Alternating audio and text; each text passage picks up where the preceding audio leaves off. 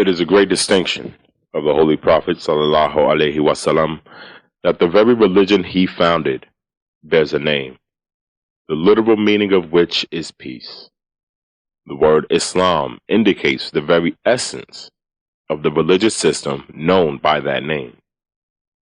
The teachings of the Holy Prophet sallallahu alaihi wasallam guarantee and establish peace at all levels and in all spheres: individual, social, economic, national, and international.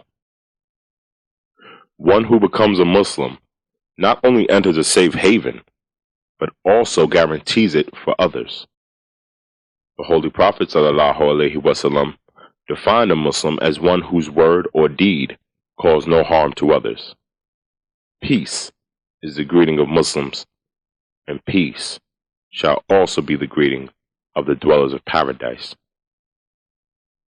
The teaching of Islam has been further elaborated and emphasized by the founder of the Ahmadiyya community, whom we believe to be the promised Messiah alayhi salam, and the reformer of this age.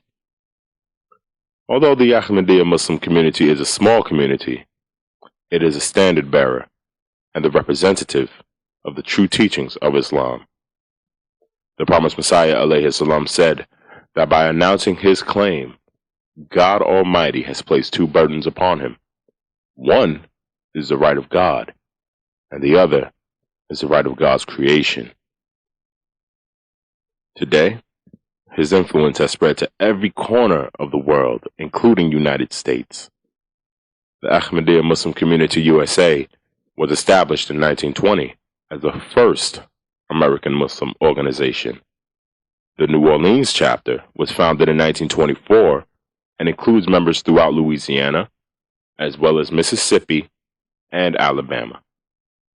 Alia Ali from Kenner, Louisiana, was the first African American to accept Ahmadiyya, the true Islam, which was in 1921. This chapter built its first community center in 1970, but opted to demolish it after Hurricane Isaac caused massive damage. Their new community center, Darul Alman, opened its gates on November 16, 2013. High above the entrance to the new Ahmadiyya Muslim Community Center are the words Darul Aman. Translated, it means House of Peace. President of the Ahmadiyya Muslim Community of Greater New Orleans. As some of you may already know, that our previous mission house was completely devastated and decimated during the fury of Hurricane Isaac. And it became inhabitable for a very long time. But through the donations of our members all over the United States, we were able to buy this building as our new community center. Each of you who worked in any way towards seeing this building become a reality did so because of the caring heart. We know that those who donated time, money, and talent did not do so for recognition. It was your generosity of spirit and caring that helped us recover from a devastating disaster. We dedicate this center to the angels without halos and wings, who carried us on their shoulders to see this project through, and to our loving God for his blessings and grace upon all of us. This center is what we are about. It is what our community is about, and that is peace, harmony, goodwill, and brotherhood. More than 200 members of local and national Muslim communities, along with several local, state, and federal dignitaries, attended a special dedication ceremony on November 16th of the new community center. United States Senator David Vitter of Louisiana attended the ribbon-cutting ceremony, took a guided tour of the center, and delivered the keynote address. Thank you very much, Mehdi, and thanks to all of you. I am truly pleased and honored to be here at this important dedication of the Ahmadiyya Community Center. And this community center personifies so many important things about all of us and about all of our shared American experience. It symbolizes, personifies one of the many things that makes America great, being a nation of immigrants, being a nation of folks coming from all parts of the globe and uniting in peace around common principles, particularly of freedom, including religious freedom. Secondly, given that this is a response to the devastation of Hurricane Isaac, it's a wonderful celebration of our Louisiana resilience that has been discussed. And it's a wonderful trait Louisianians share. And this is another great example of that can-do spirit and that resilience. Perhaps most importantly, I'm here to celebrate and to honor your tradition of freedom and tolerance and peace. Obviously, with all the conflicts in the world, including the conflicts involving Islamic extremism and violent extremism, your community's example and message is more important now than ever before. And so perhaps more than any other reason, I'm here to thank you and encourage you in that practice and in that articulation of that vision of peace and religious tolerance. Unfortunately, in so many parts of the world, the only thanks you get for it is persecution. And I understand that. Certainly, I'm actively involved in Washington in doing everything we can to support your community around the world, including, I might mention, a specific proposal that I strongly support. It's being spearheaded by good friends of mine, Congressman Frank Wolf of Virginia and Senator Roy Blunt of Missouri, to have a special envoy in the State Department devoted to nothing but minority religious rights in the Middle East and Southeast Asia. This community center personifies so many important things about all of us and our shared American experience, Vitter, Republican Louisiana, said. It personifies one of the many things that makes America great, being a nation of immigrants, a nation of folks coming from around the globe and uniting in peace around common principles of freedom, particularly religious freedom. Obviously, with all the conflicts of the world, including the conflicts involving violent Islamic extremism, your community's message is more important now than ever before. Vitter continued, I'm here to thank you and encourage you in that practice and that articulation of that vision of peace and religious tolerance. Other elected officials attending were Kenner Mayor Mike Yenny and Jefferson Parish President John Young, both of whom presented proclamations to Ahmed commemorating the opening of the new center. But first off, thank you all for coming to the city of Kenner and actually picking your community center here in the city of Kenner. Most of you I know are many Kenner residents. Ramon, Mr. Sid, I thank y'all so much for inviting me into y'all's community, and thank y'all so much for always being a part of this city and reinvesting in our community, because that's what a lot of y'all have done, and I certainly thank you for. We're doing everything we can to build a better community for all citizens, so we certainly hope you do the same thing I did and enjoy Kenner and enjoy everything that your community has to offer with this great community center. And I too have a proclamation to offer that John Young pretty much read verbatim. So Moby, if you just want to come up, I'll just present it to you.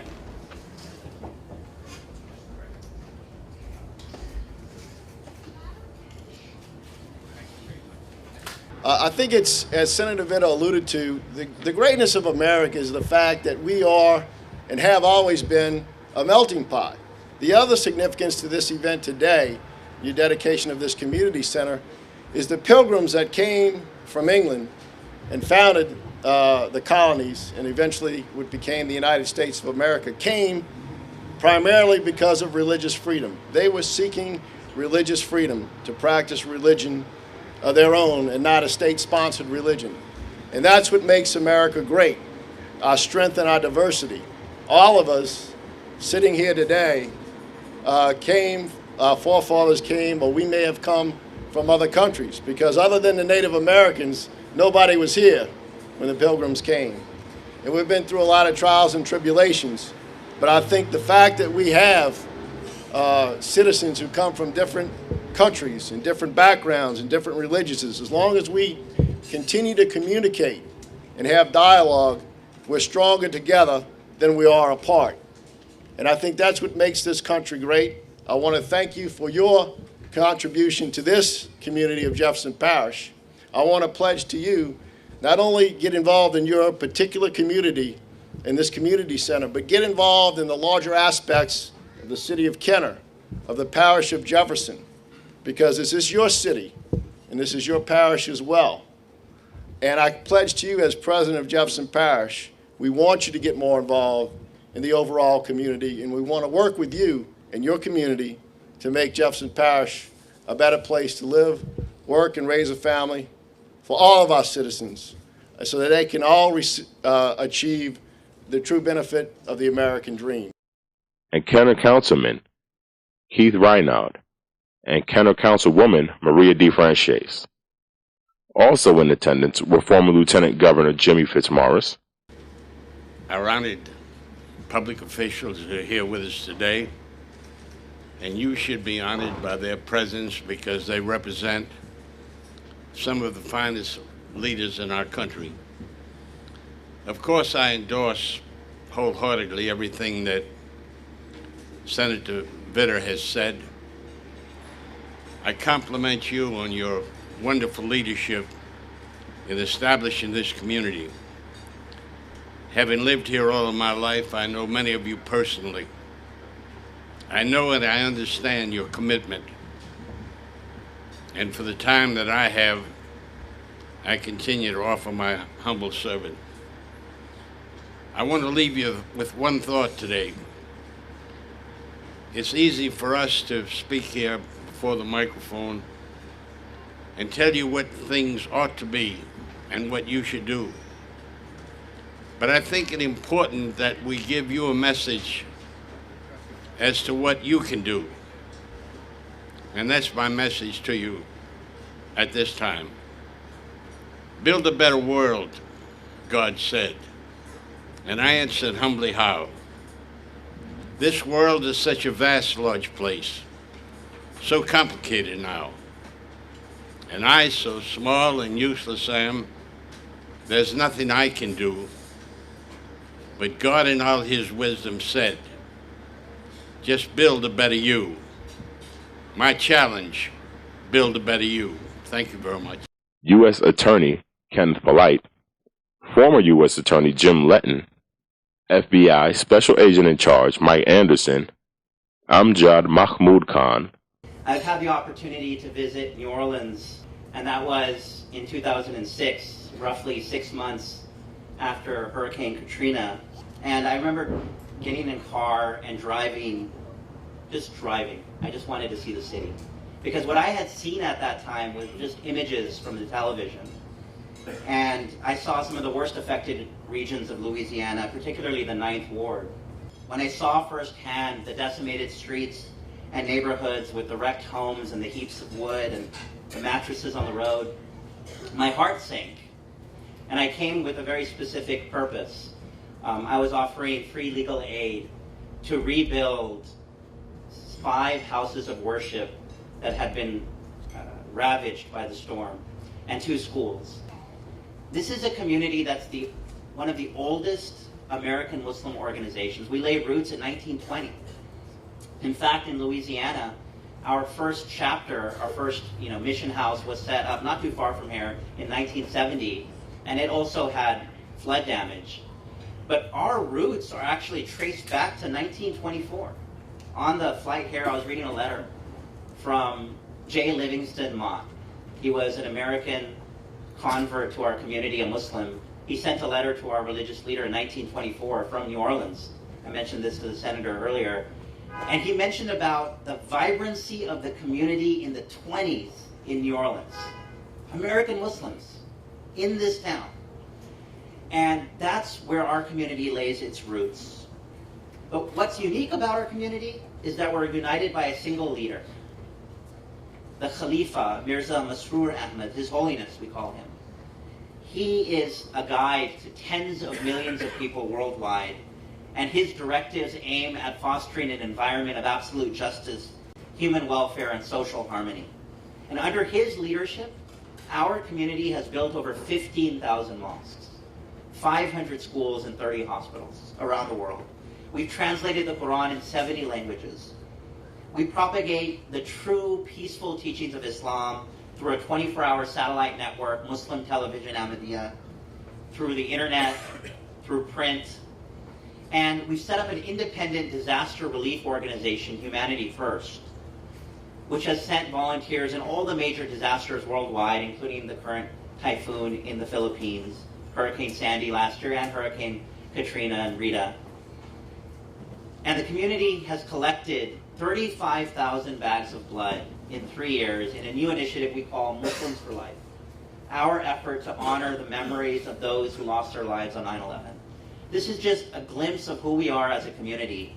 And here in Louisiana, as I mentioned, we have a small, humble community, but we're very strong. The National Vice President of Ahmadiyya Muslim Community, and Imam Azhar Hanif. Isaac being one of the sons of Abraham, we shouldn't think that he's a cause of destruction. Isaac was always a cause of reconstruction of the basic foundations laid by Abraham. And today, as we're here, again, I want us to embrace this as our day, not the day of the Ahmadiyya Muslim community. The Prophet Abraham, when he raised the foundations or reconstructed the house of God in Mecca called Kaaba, he offered a prayer. "O my Lord, make this town a town of peace and security." The word in Arabic was Amina. And this house behind us that we're opening today is also called Darul Aman or Darul Aman. The same word which Abraham prayed for. Make this town a town of peace and security. And then he prayed, and provide all of the inhabitants in the thamarat of the fruits or the sustenance of life. After he said this prayer, he added one additional clause. Which inhabitants was he referring to in this prayer? All of those who believed in Allah, God Almighty, and the final last day. That was the prayer of our patriarch in 3 great religions, Judaism, Christianity, and Islam. And he didn't thereby disqualify any of the members of this spiritual family from that prayer. However, in response, God then addressed Abraham and said, "You have prayed for those who believe in me in the last day. I am going to bless even those who don't believe in me. Even those who don't recognize you as a prophet or don't accept faith as you're expressing it, I will even give them some blessings for a period of time." What period of time is that? It's the time we all live on this earth. I've traveled to Africa, Europe, Americas, the Middle East. I've been so many places. I have yet to come across a people who have not received the blessings of God. And that's the blessing of the God of all houses, the God of creation, the God of Abraham and Moses and Isaac and Ishmael and Jacob and Jesus and Muhammad and any and every prophet that ever appeared on this land. That is the blessing of even people who didn't have a God and didn't have a house and didn't have a faith. God still provides for them, and thus he's telling Abraham, don't just pray for the believers. Don't just make this a house of worship for the Ahmadi Muslims or the Muslims or any faith group. This is a house, a center for all of humankind. This is a community center in the greatest sense, the sense that God is trying to teach us today and every day.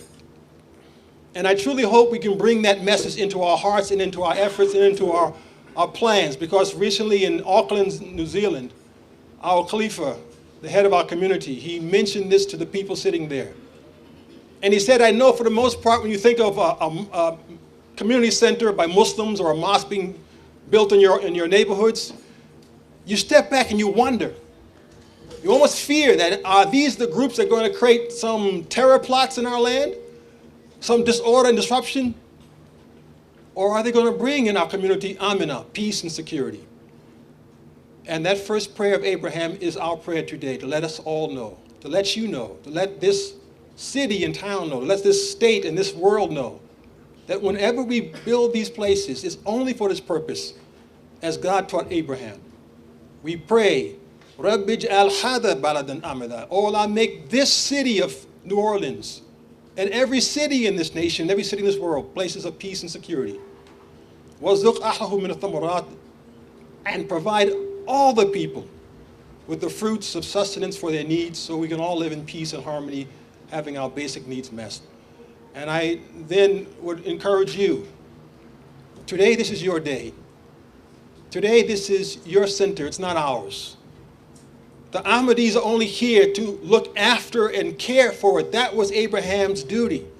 To purify it, to clean it, to make it neat, and it's a beautiful place inside. Trust me, if you haven't been inside yet, you're in for a wonder.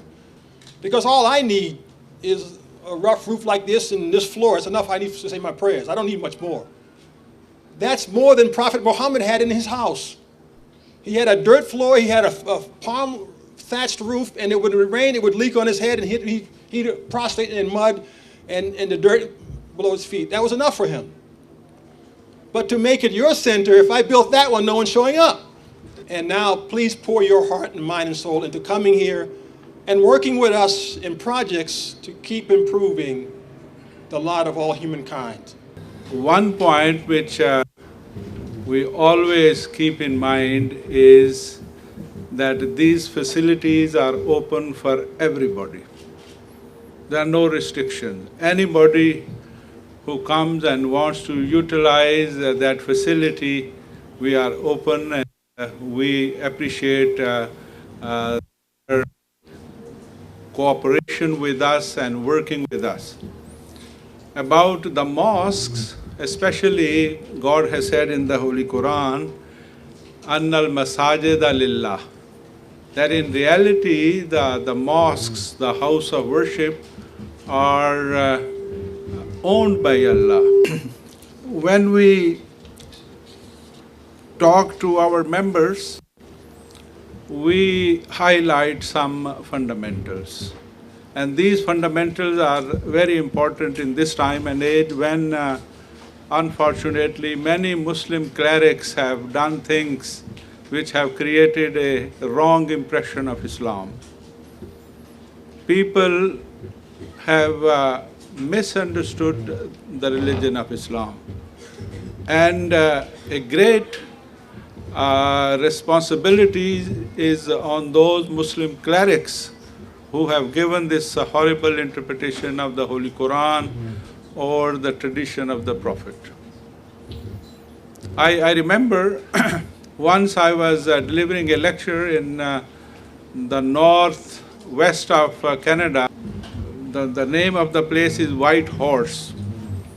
And I met the mayor of that city, and she said, we never had a lecture on Islam. And this was a setting of interfaith. And when I started that lecture, and I started reading the verses of the Holy Quran about Mary, the mother of Jesus, and about the miracle birth of Jesus Christ, peace be upon him, and our relationship with our Christian and Jewish brethren. In the refreshment break, a lady came and she was crying. And she said, I've never heard a Muslim scholar before. And I always believed that you are all a bunch of terrorists.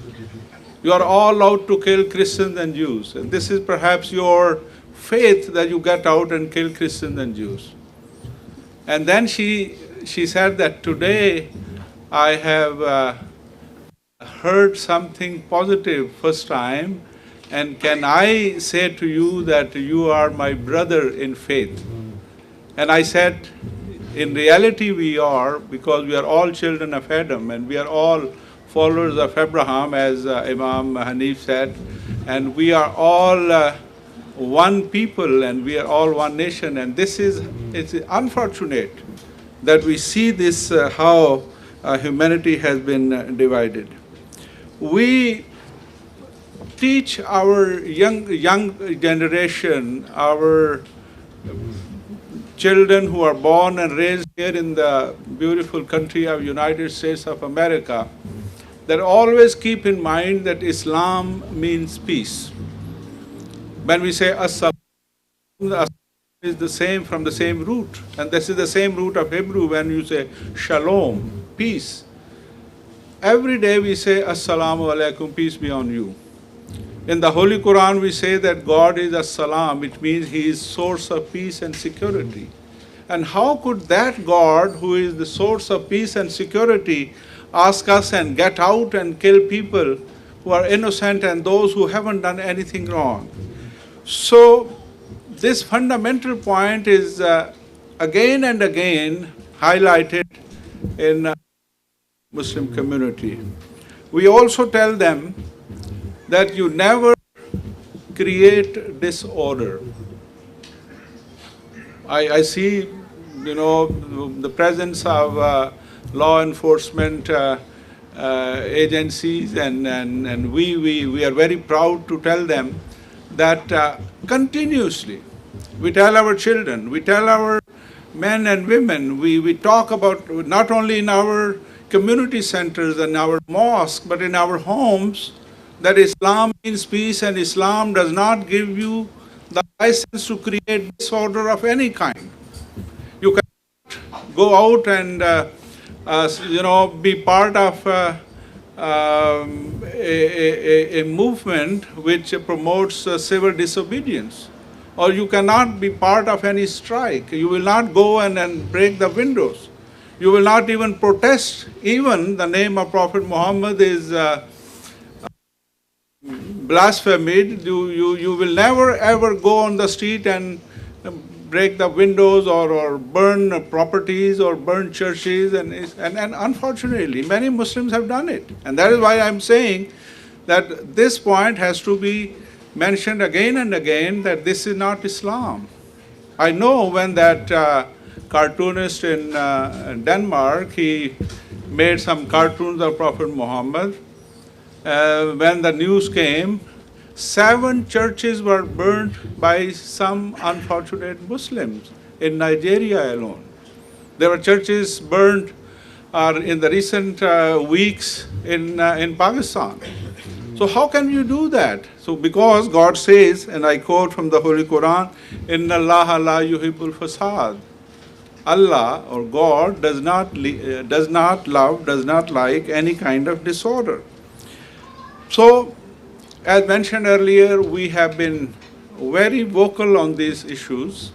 After 9/11, we were the first group among all the Muslims who condemned this massacre, this crime against humanity.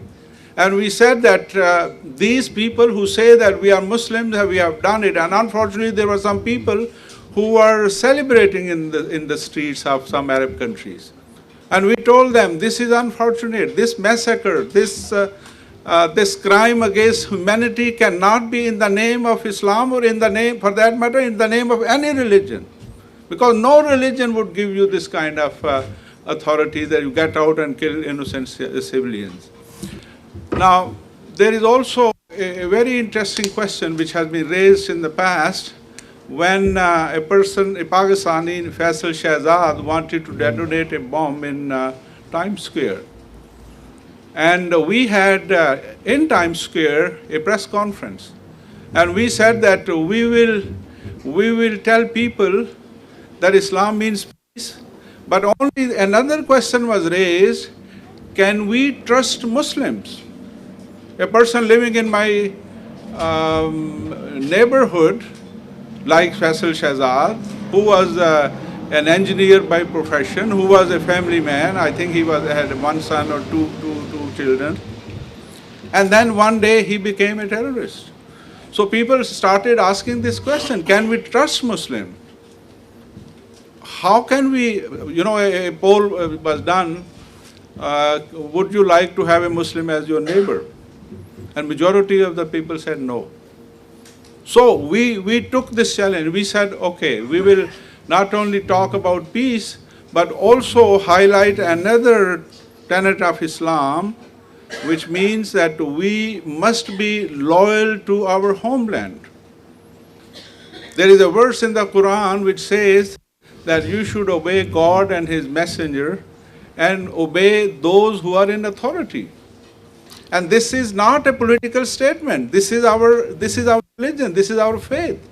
And Prophet Muhammad says, "Hubbul watana min al-iman," that you should the love of homeland is part of your faith. So we gave this very strong message not only to the Muslim, non-Muslim, but also Muslims. And we, some people said that you have used very harsh words. And I said, yes, I mean it. I said, all these Muslims who think that their loyalty is somewhere else and they are not loyal citizens of the United States of America, why are they here? They are getting the best environment, business environment. They get a beautiful atmosphere here in this country. They get excellent university, education for their kids. And then say, we are loyal to Afghanistan because we were born there. I said, you are hypocrites and you have no right to sit here and you have no right to work here. Go home. And if you are not loyal, you are disobeying Prophet Muhammad and you are disobeying the Holy Quran. So we highlighted this. And as I said about 9/11, on the 10th anniversary of 9/11, President Obama decided that it will be a nationwide Remembrance Day. We did not use the word Remembrance Day, but we will remember the victims of 9/11. And I was one of those fortunate ones who were invited to White House for a dinner. That was in the month of Ramadan, our fasting month. And President spoke on this this massacre and this crime against humanity. So I met the President and I said, we have decided that to give a strong message on this 10th anniversary, we will give blood to save lives. And we say we are giving blood to honor the victims of 9/11. And President was so happy. He was with warmth. He shook my hand. He said, no Muslim has done this before.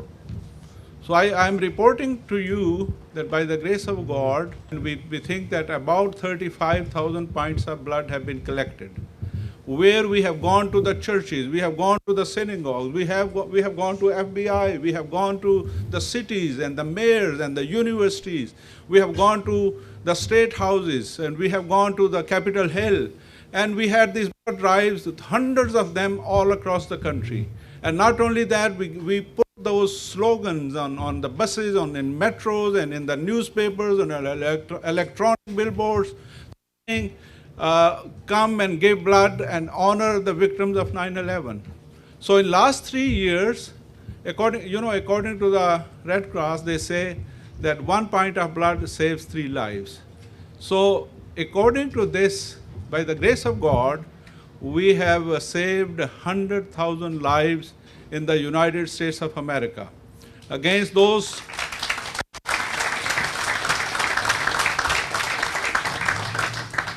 And we are very happy, and I want to acknowledge that we had excellent and beautiful,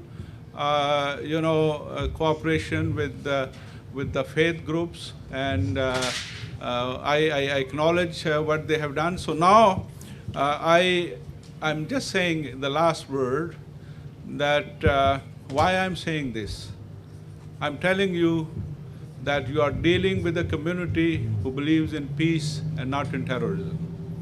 I'm telling you that you are dealing with a community that believes in loyalty to homeland. You are dealing with a community that is ready to sacrifice for a good cause.